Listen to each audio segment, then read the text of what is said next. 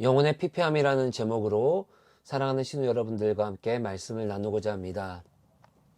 인류는 지금껏 수많은 질병들과 싸워왔습니다. 흑사병이라 불리는 감염병이 14세기 초에 발병하여 수천만 명의 목숨을 앗아갔습니다. 20세기 초에는 스페인 독감이 발병하여 유럽의 수천만 명의 사람들의 목숨을 또 앗아갔습니다. 그리고 지금 코로나19를 우리는 경험하고 있습니다.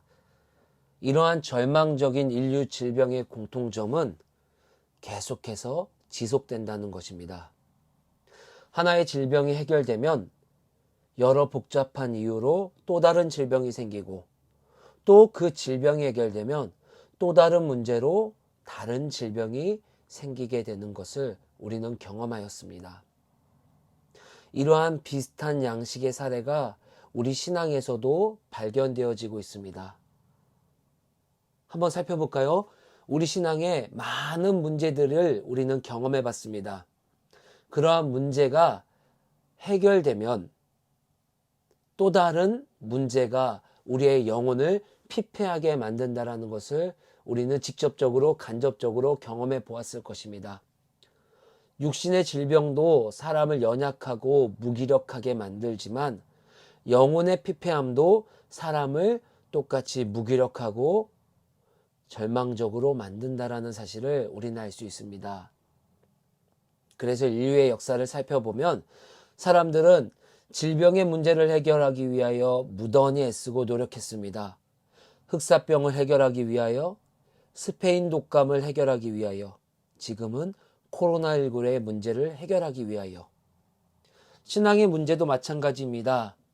사람들은 내 신앙에 문제가 생기고 또 그 문제로 인하여 내 영혼에 힘이 없음을 발견하면 그것을 해결하기 위하여 무던히 노력하고 있습니다. 오늘 본문의 이야기는 이러한 노력에 대해서 이렇게 이야기해주고 있습니다. 사사기 21장 25절에 그때에 이스라엘의 왕이 없으므로 사람이 각기 자기의 소견에 옳은 대로 행하였더라. 사람들은 문제가 생기면 자신이 왕이 되어 그 문제를 해결하려고 합니다. 그리고 몇몇 문제는 해결되는 것 같아 보이기도 합니다. 그러나 사사기 전반에 걸쳐 마지막 절에 본문은 우리에게 이렇게 이야기해주고 있습니다. 그 문제가 해결되는 것 같아 보이지만 그 끝은 결국 내 소견에 옳은 대로 행한 끝이고 좋은 결과, 문제의 해결책도 경험하지 못하고 있음을 성경은 우리에게 이야기해주고 있습니다. 우리가 노력하고 애쓴다고 해결되는 것이 아닙니다. 다시 한번 본문은 우리에게 이렇게 이야기해주고 있습니다. 하나님께서 우리 문제 가운데 좌정하사 그 문제를 해결해 주셔야지만 우리에게는 그 문제를 해결받는 놀라운 은혜를 경험함을 성경은 이야기해주고 있습니다. 내가 기도를 많이 해서 문제가 해결되는 것은 아닙니다. 내가 예배를 많이 신실하게 드렸다고 문제가 해결되는 것도 아닙니다. 저는 기도와 예배의 자리에 우리 신우 여러분들이 늘 있기를 권면드립니다.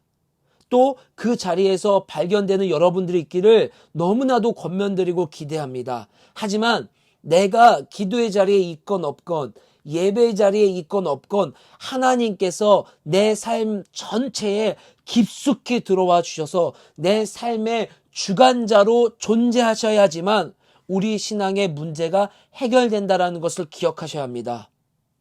기도와 예배의 자리에 있지만 내 삶 전체 깊숙이 아버지께서 주관자로 계시지 않는다면 우리는 여전히 그 문제 속에서 발견될 뿐입니다.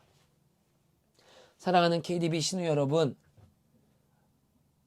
우리는 앞으로 또 다른 질병을 만날 수도 있습니다.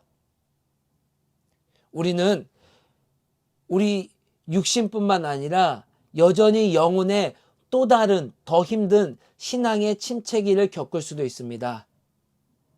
그때 우리가 기억하고 잊지 말아야 할 것은 우리 삶의 방향키를 주님께 맡겨야 한다는 것입니다. 기도와 예배와 모든 경건의 자리에 있건 없건 우리 삶의 방향키가 내 손에 있는 한 우리는 참 평안과 참 문제 해결을 만나지 못할 것입니다. 우리 삶의 방향키를 주님께 맡겨 내 영혼의 참 평안과 안식을 누릴 수 있는 사랑하는 우리 신우 여러분 되기를 주의 이름으로 간절히 소망합니다.